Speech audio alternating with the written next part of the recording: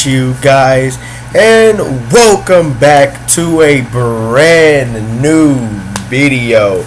It is your boy Tornadoes Man, and I am back with a brand new video. This video brings us back to the 2014 season. Welcome you to the 2014 Louisville, Mississippi tornado. This tornado was formed on April 28, 2014 at 3:51 p.m. and dissipated April 28, 2014 at 4:47 p.m. lasting 56 minutes, and it was rated EF4 on the enhanced Fujita scale with 185 miles per hour. This tornado caused 10 fatalities and 84 injuries. The damage was $126 million worth of damage in 2014 United States dollars. Areas affected was Leake County, Noshalaba County, and Winston County, particularly in Louisville. This was part of the tornado outbreak of April 27th, April 30th, 2014, and tornadoes of 2014. Our article: on the afternoon of Monday, April 28, 2014, a large, destructive, and deadly EF4 inflicted a major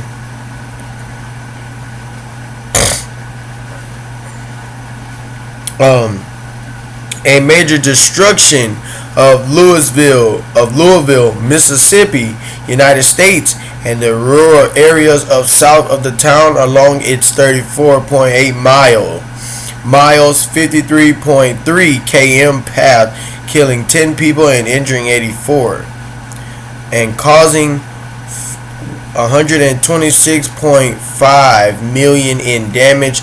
The tornado reached a peak width of 1,320 yards, 1,210 m. The tornado was part of a scientific 4-day tornado outburst that spanned from April 27th to April 30th and was the second strongest tornado of the outbreak, reaching an estimated peak winds of 185 miles per hour, 298 km per hour, the strongest being the violent and long-track EF4 tornado that tracked through the central Arkansas the previous day.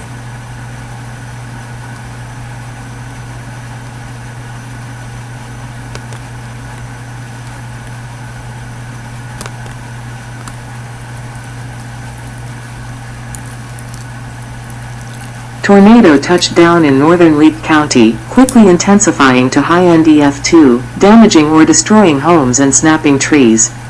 After weakening slightly, the tornado quickly intensified to EF3 strength, destroying chicken farms, damaging homes, and snapping trees. The tornado became violent as trees were shredded and more metal buildings were destroyed. The tornado continued to inflict significant to violent damage, damaging or destroying homes, demolishing metal building systems, and razing numerous trees. The tornado weakened down, continuing to destroy chicken homes and damaging several more homes as the tornado entered Louisville.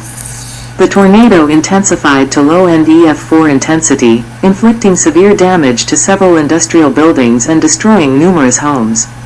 For the remainder of the path, an apartment complex was destroyed, homes were mostly damaged or destroyed, several businesses were demolished, and extensive forestry damage occurred. The tornado dissipated northeast of Louisville.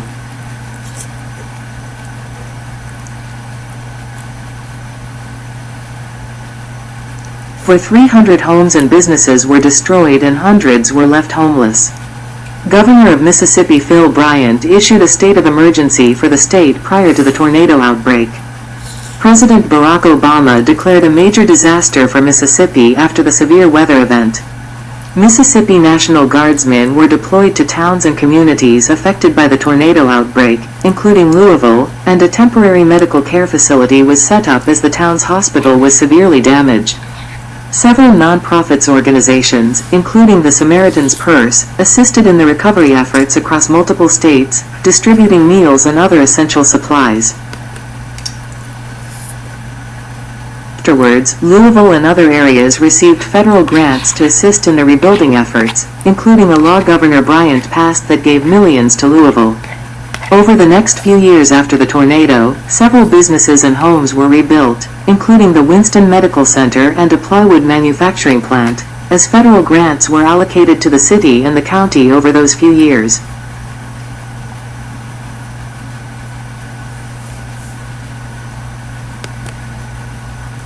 Meteorological synopsis. In article, Tornado Outbreak of April 27 to 30, 2014 section Meteorological Synopsis. High-risk convective outlook issued by the Storm Prediction Center at 1919 Coordinated Universal Time on April 28. April 23, the Storm Prediction Center, SPC, issued a Day 6 outlook for potential severe weather, with the SPC noting that a significant, multi-day severe weather event was expected from the central to southern plains to across Dixie Alley. Expectations were that a surface front and dry line should advance into the Mississippi Valley, where several supercells could evolve ahead of the front from Louisiana to as far east as central Tennessee, with tornadoes and large hail possible with the warm sector convection. 2. On April 24, a deep surface cyclone was forecasted to move across easterly through the Central Plains, and curving frontal position should extend along the Kansas-Missouri border and into southern Texas. Severe thunderstorms development was expected across the warm sector, with winds of 80 kn, 150 km per hour, 92 miles per hour, knots at the 500 mb, 500 hectopascals, level ejecting across the lower Mississippi Valley into western Tennessee during Monday. 3.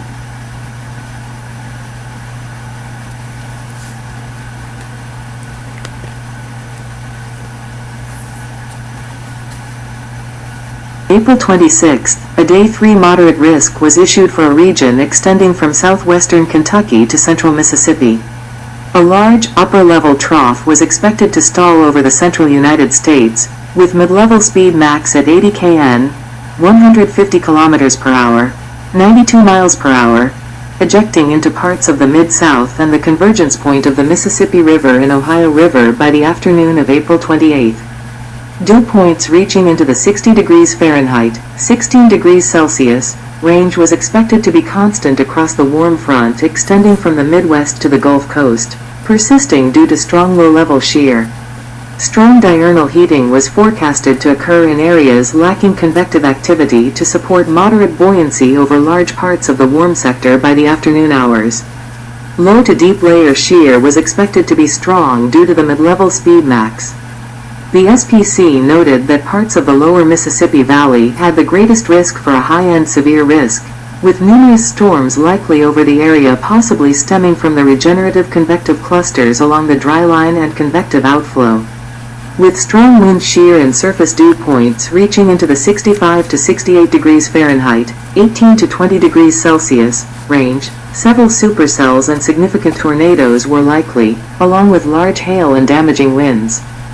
4.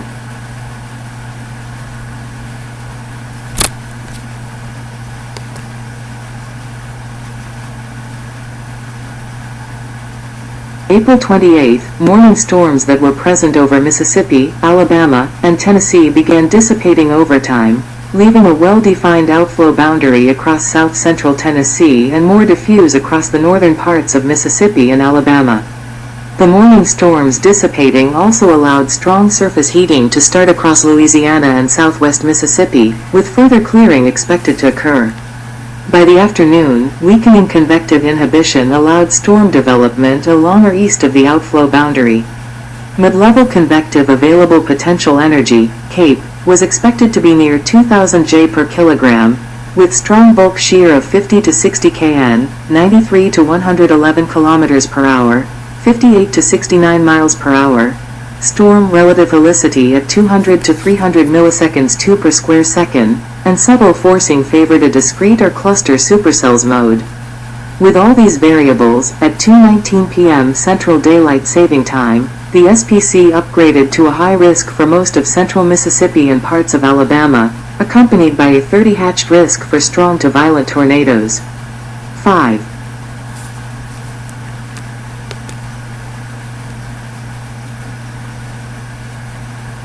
12:40 p.m. Central Daylight Saving Time, a particularly dangerous situation tornado watch was issued most of Mississippi, parts of Louisiana, Alabama, and southern Tennessee, with some long-lived supercells capable of producing strong and long-tracked tornadoes. The tornado watch noted that surface-based storms were beginning to develop in Louisiana and Mississippi as more clearing occurred and atmospheric destabilization continued. A combination of a moderate ML cape and strong deep vertical wind shear supported a broken band of supercells, with an increase in low-level shear expected across central Mississippi, northwest Alabama, and southern Tennessee along the outflow boundary. 6.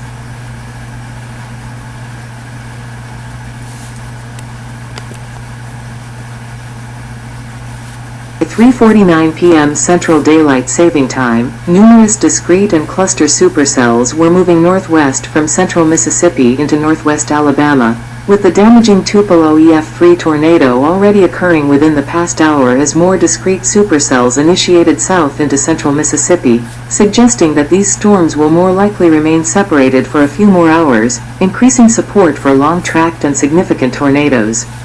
Local observations showed an expected strengthening of the wind profiles and additional support from the low-level flow associated with surface pressure deepening, boosting storm relative helicity. Strong to violent tornado damage was expected over the next few hours with the most potent supercells. 6.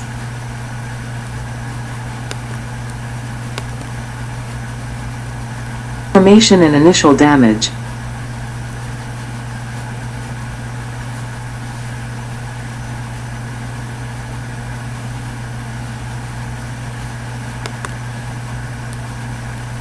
Tornado touched down north of Coosa in Leake County at 3:51 p.m. Central Daylight Saving Time, snapping and uprooting several softwood trees at mid-range EF1 intensity. The tornado intensified to high-end EF2 strength, with estimated wind speeds of 130 miles per hour, 210 kilometers per hour. A mobile home along McGeetown Road was destroyed, 3 vehicles were thrown and trees were downed. The tornado crossed Highway 25, maintaining high-end EF2 intensity. A metal building system experienced complete destruction. 2 homes had majority of their roof ripped, another home nearby had parts of their roof torn off, numerous trees snapped and uprooted, and an outbuilding nearby was demolished. The tornado crossed Highway 19, snapping several softwood trees and caused roof damage to a home. 7, 8.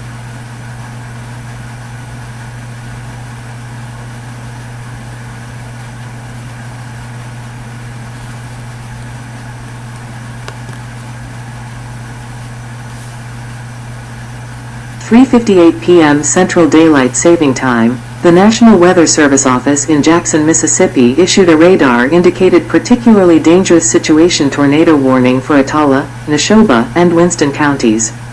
9. The tornado weakened to high-end EF1 strength, traversing through rural areas of southern Winston County, snapping and uprooting several trees and overturning a motorhome. At the same time, storm chasers reported that a large, multi-vortex tornado was on the ground. With the confirmation that a large and potentially violent tornado was on the ground, NWS upgraded the PDS tornado warning to a tornado emergency for the same aforementioned counties at 4:03 p.m. Central Daylight Saving Time. 9. Then the tornado intensified slightly, snapping several softwood trees at EF2 intensity along Walter Sisson Road. The tornado turned northeast and crossed Goldman Road, quickly intensifying to mid-range EF3 strength. 7. Intensity track and through Louisville.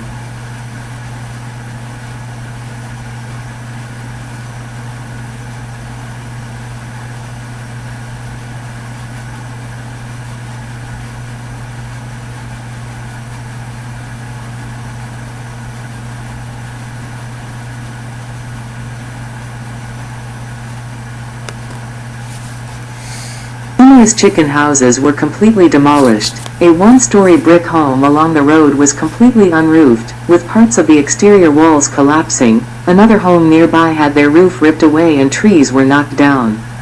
The tornado weakened slightly, crossing Plattsburgh Road at low NDF3 intensity. A large home was unroofed and had its exterior walls torn down, with several other homes experiencing significant damage from the tornado. The tornado then abruptly intensified to low NDF4 strength for the first time as it crossed Hartness Road. Violent forestry damage was inflicted as numerous debarked trees were extensively debarked. Nearby, 12 metal chicken homes were flattened and swept clean off their foundations, and another chicken home was destroyed. The tornado weakened to high NDF2 intensity, completely ripping away a roof off a home. A double-wide mobile home was destroyed, and several trees and power poles were snapped and toppled over. 7.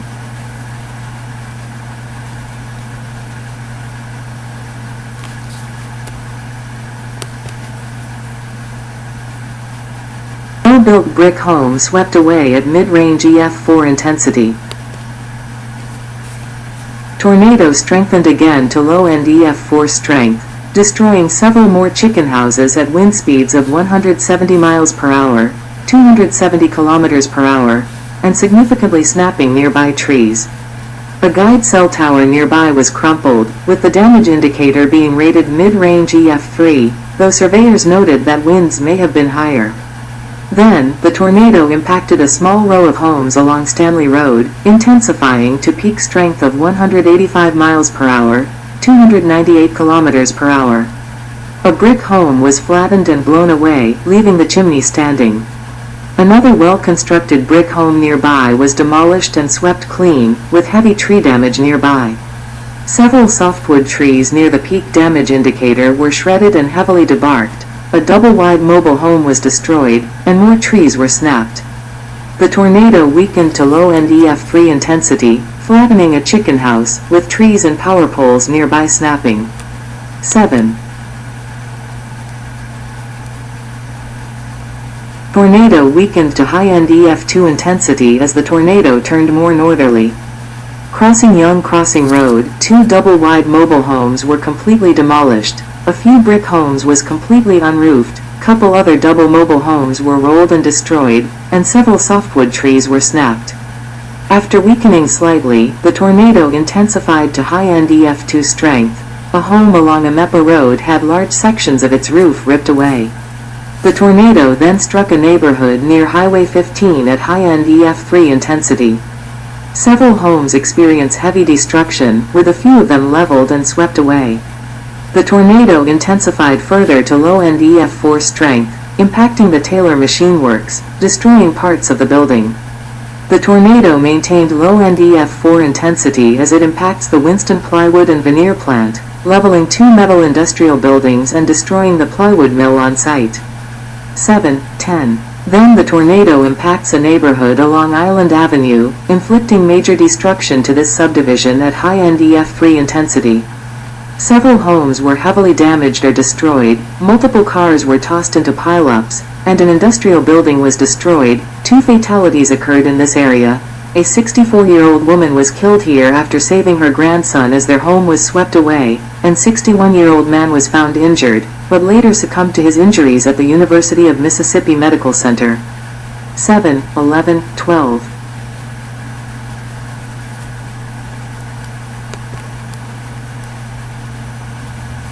Two apartment buildings swept away at low NDF4 intensity. Island Plaza Apartments was majorly impacted by the tornado as it struck at estimated wind speeds of 175 miles per hour, 282 kilometers per hour. Several apartment buildings were heavily damaged or completely flattened, with 2 buildings in particular being swept clean off their foundations. 2 fatalities occurred in the apartment complexes. 13, 12, nearby, the Calvary Apostolic Church was leveled by the tornado, with the church's fellowship hall and clinic being destroyed as well. 14. The Mount Bethel Olive Harmony Branch Association building was destroyed at high NDF3 strength, with the entire metal building being completely flattened. The Louisville Memorial Park took a direct hit from the tornado. Headstones in the cemetery were shifted or completely shattered as the tornado continued off northeast. 1-5. The tornado maintained high NDF3 intensity, impacting a row of homes along Cox Road. A well-constructed brick home was leveled and swept away at 165 miles per hour, 266 kilometers per hour. A double-wide mobile home was demolished, with the frame wrapped around a tree. Multiple softwood trees were debarked and denubbed severely, and several other homes were heavily damaged, with some losing their exterior walls, and power poles were snapped.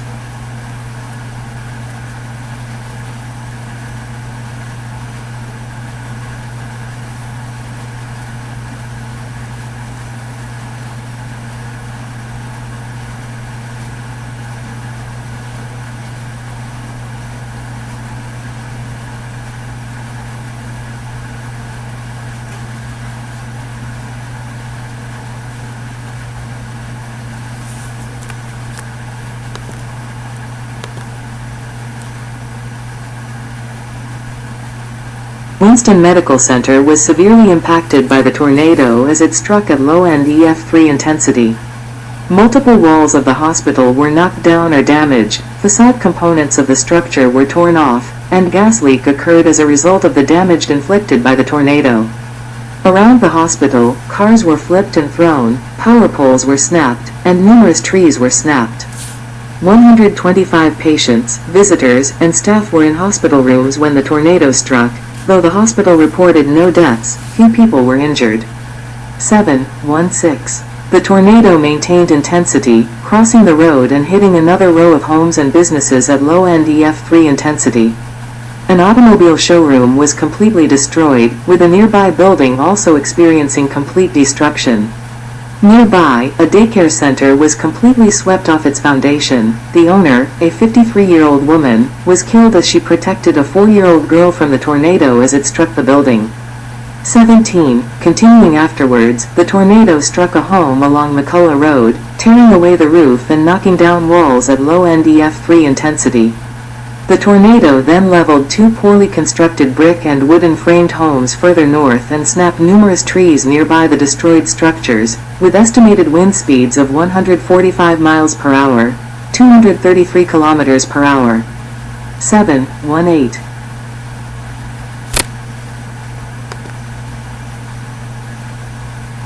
Weakening and dissipation.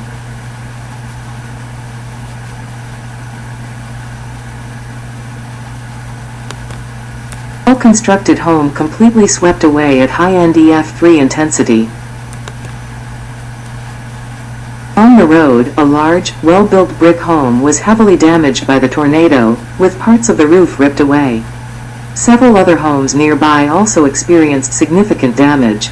Another brick-framed home was also heavily damaged, with other homes also damaged, and numerous trees were snapped, with some of them being debarked. Then the tornado struck a row of homes at high NDF3 intensity, with estimated wind speeds of 165 miles per hour, 266 kilometers per hour. A well-constructed home was completely swept clean off its foundation, with several trees nearby being heavily damaged, with some being debarked. Two other brick homes were also heavily destroyed, leaving a few interior walls left, and several trees were snapped and uprooted, with one uprooted tree being thrown 50 yards, 50 meters away. The tornado weakened slightly, striking a line of homes along Richardson Road at wind speeds of 150 miles per hour, 240 kilometers per hour. Several homes were heavily damaged, with a few homes having parts of their interior walls left. A shed was destroyed, and trees were snapped. Then the tornado struck a neighborhood along Wood Street, inflicting heavy destruction to several homes. Multiple homes were heavily damaged or destroyed, trees were splintered, and piles of debris were strewn across the ground. 7-19.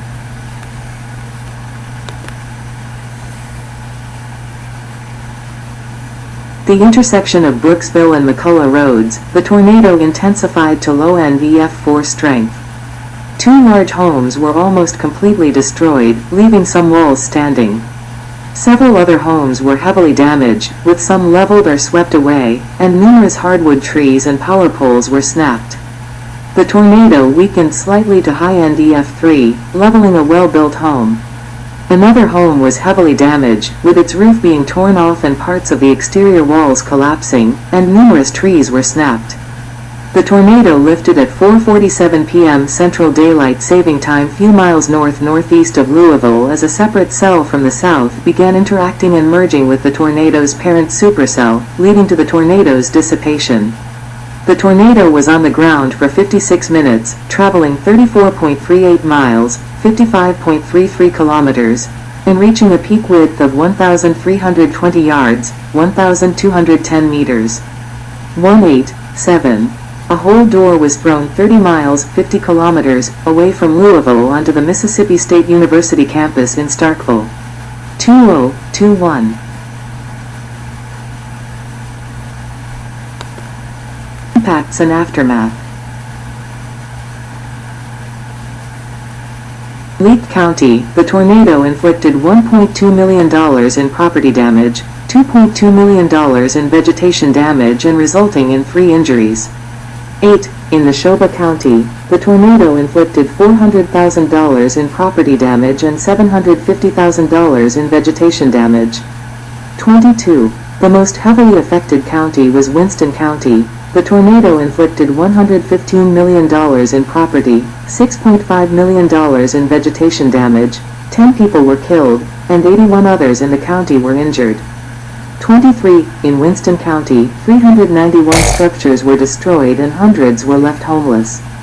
24. Executive Director of the Winston County Economic Development Partnership stated that more than 100 people were living in shelters, others were staying with relatives.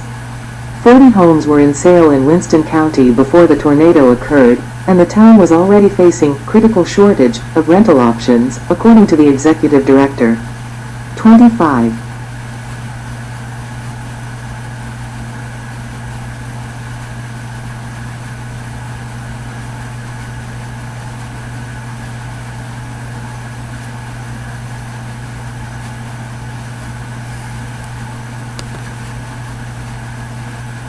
Mississippi Forestry Commission conducted a storm damage assessment on the forestry damage caused by tornadoes from the severe weather event using aerial detection flights. 31,854 acres, 12,891 hectares of forestry across Mississippi were affected by tornado outbreak, resulting in a timber damage of $14.3 million. In Winston County, 4,931 acres, 1,996 hectares of pine trees, 3,398 acres, 1,375 hectares of hardwood trees, 1,440 acres, 580 hectares of mixed trees were damaged, resulting in $6.5 million in timber damage in the county. In private non-industrial landowners areas, 3,877 acres, 1,569 hectares of pine trees, 3,072 acres, 1,243 hectares of hardwood trees, and 1,256 acres, 508 hectares, mixed areas were damaged, resulting in $5.5 million damage.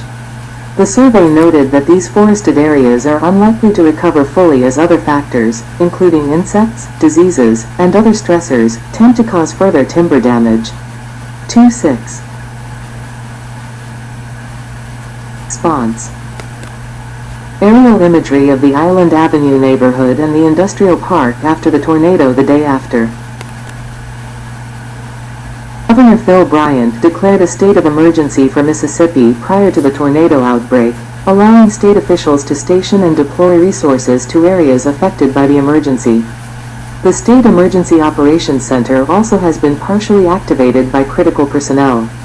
27. The Mississippi National Guard units were deployed to several towns and communities that were impacted by tornadoes from the tornado outbreak, including Louisville, with guardsmen were aiding in the search and rescue efforts of looking for victims still confirmed missing. The National Guard was also patrolling the areas hardest hit by the tornadoes, along with setting up checkpoints and security. Guardsmen and Mississippi Emergency Management Agency were also stationed at the Hawkins Field in Jackson, Mississippi, where medical evacuations and damage assessment were performed at. 28. On April 29, Governor Bryant ordered the deployment of 50 more National Guardsmen for the Tupelo and Louisville area, bringing the total amount of guardsmen assisting in the disaster areas to 100. Mississippi state emergency officials drove in a mobile emergency room to replace the damaged medical center in Louisville in order to treat injuries. 29.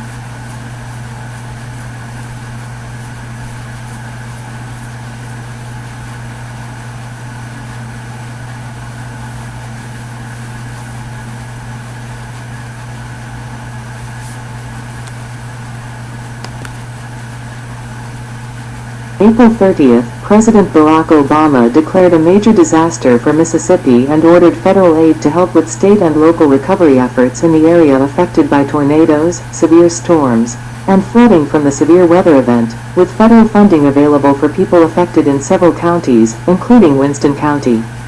30. On May 6, a temporary care facility was being set up 2 miles away from the Winston Medical Center along Church Street, with backing from Federal Emergency Management Agency, FEMA. The mobile medical facility was transported from North Carolina. The mobile hospital had 10 beds, 5-bed emergency department, an X-ray unit and full surgical capabilities. Essentials like electricity, water and sewer was connected to the mobile medical site, with the hospital expected to be fully operational in about 2 weeks. The temporary hospital was going to serve patients in the Louisville area until the Winston Medical Center was rebuilt. 31.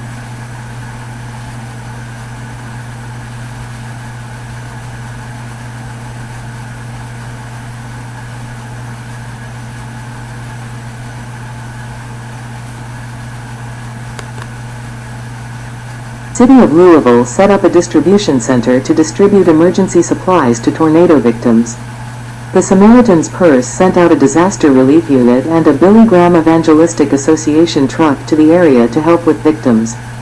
On May 6, Phil Bryant's wife, Deborah Bryant, partnered with Samaritan's Purse to volunteer in the recovery efforts, aiding in clearing out debris from residential structures. 3233. The Salvation Army sent out 18 mobile feeding units across Mississippi and Alabama, delivering food and supplies to several locations. In Louisville, 2 more additional mobile feeding units were sent out to the area for additional support. 34. Global nonprofit organization, AmeriCares, was funding the temporary facility for the Winston County Medical Center that would help keep it in operation during the rebuilding process. The Chief Executive Office of Greater Meridian Health Clinic stated that patients would have drove up to 30 miles, 48 kilometers, to receive care without the help from AmeriCares as the clinic was destroyed by the tornado. 35.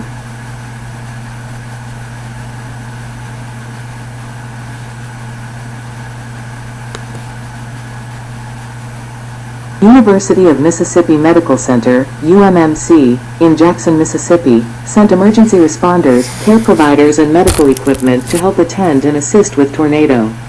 MedCom, UMMC-based medical communications hub for Mississippi, began supporting local emergency management services and hospital providers by coordinating ambulances of patients to hospital.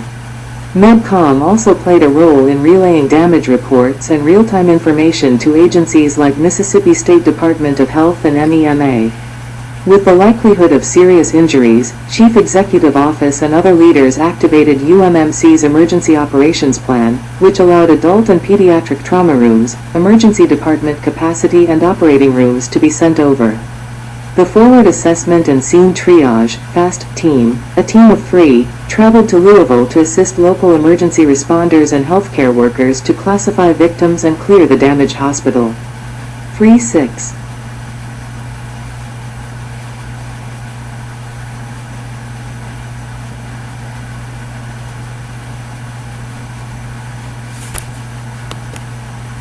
Recovery. On May 12, the Mississippi legislature was met in a 3-hour session to approve $17 million to help pay for the recovery from disasters, including the tornado outbreak that occurred recently. Governor Bryant signed the funding measure, Senate Bill 2001, into law. Governor Bryant originally requested lawmakers $20 million of funding, but officials stated $17 million was enough to cover costs until January, when the legislature begins its 2015 session. 37. The Norman Regional Health System in Oklahoma donated $48,000 to the Winston County Medical Center, with the president and CEO of the Norman Regional Health stating that the company wanted to help employees that were impacted by the tornado.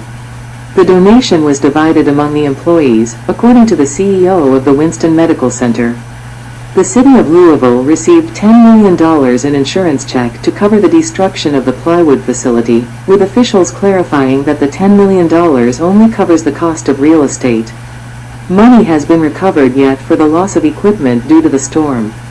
The plywood company leased the building from the city. 38.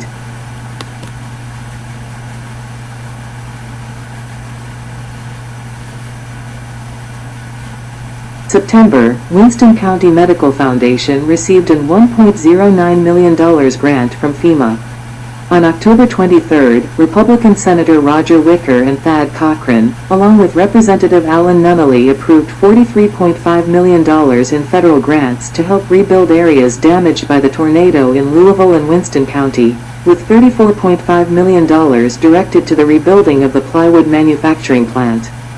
That reward will reimburse 75% of the cost to rebuild the plywood plant.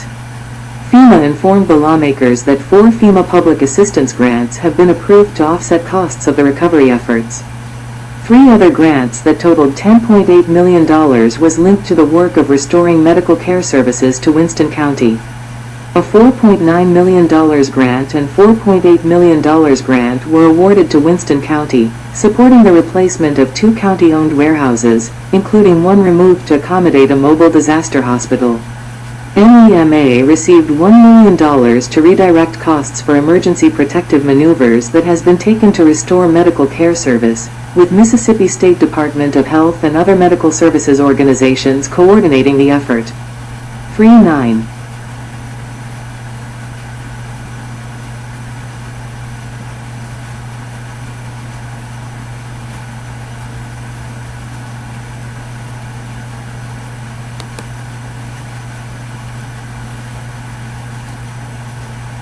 December 1, 2015, Senators Roger Wicker and Thad Cochran announced an extra $1.78 million federal grant to continue support the restoration of healthcare facilities in Louisville and Winston County.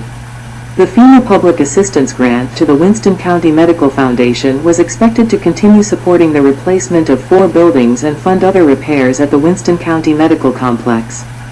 The grant represented a 75% share of the total cost of the recovery effort in Winston County during this phase, which was $2.38 million. 40.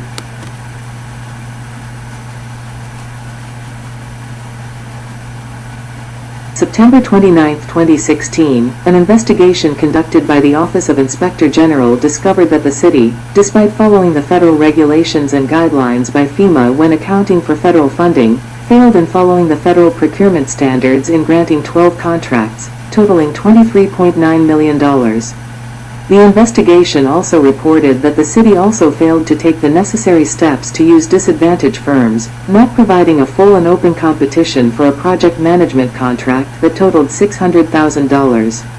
Louisville reported receiving funding from other federal sources, but FEMA had not reduced eligible costs to $1.5 million, resulting in duplication of benefits. The report recommended FEMA to dismiss $25.4 million in ineligible costs and direct the state of Mississippi to provide additional technical aid and monitoring to Louisville. 41. After the report, Mayor of Louisville, Will Hill, stated that the city didn't owe any money to FEMA during a meeting, with him stating that the audit discovered mistakes the city made, but didn't warrant any reduction in obligations for contracts. The city was $11 million under budget in recovery, according to Mayor Hill. 42.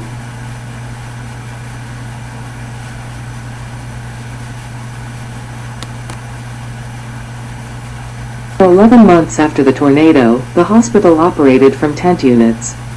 Then in April 2015, it transferred to a transitional facility consisting of modular trailers.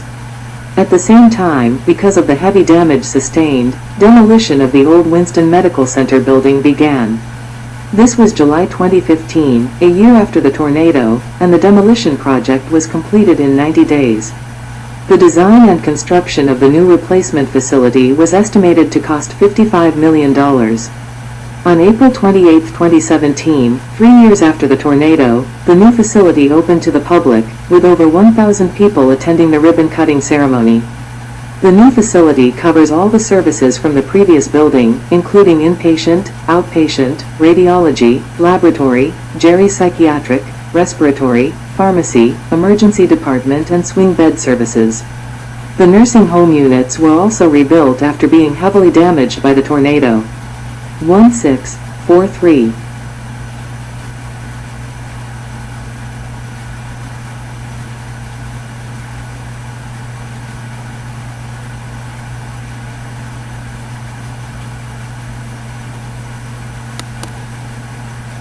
In response to the tornado, the construction of the Louisville Community Safe Room began and was finished in 2019, with cost of construction reaching $3.1 million. The Safe Room was a FEMA P361 and International Code Council ICC-500 rated storm shelter that could hold up to 2,218 people during severe weather. The monolithic dome also serves a community center for Louisville. The entire structure was 12,670 square feet, with a single, large room and restrooms and storages on one side. All doors are storm-rated and open when there is a tornado warning. 4-4.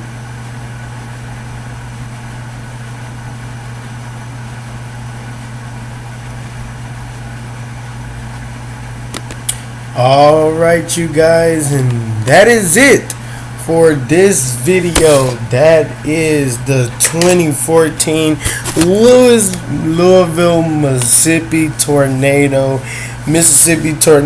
And guys, when I tell you I sat here and listened to this whole tornado video, what all these people had to go through during this tornado video was very tragic. And the Louisville tornado reminds me of, it's gonna always stick in my head, the 1999 Bridge Creek Moore tornado. But guys, like, the way this tornado format is, the way this tornado video is going to be uploaded and all of that, just take a look at a couple of the images of this tornado. You zoom into this tornado, this is the first thing you see, a massive tornado just ripping through the town of Louisville. And then you can also see some other stuff from this previous tornado.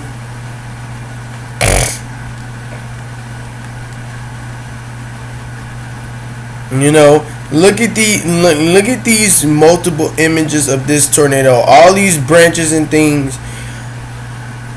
If you want me to be honest, I feel like this tornado deserves an EF5 rating, but it's not my choice on what they rate the tornadoes, so I really don't have nothing to do with that.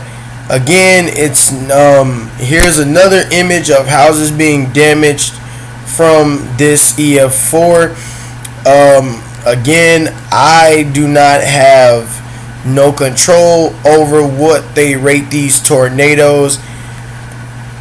All I am is a storm chaser, so you know, it's not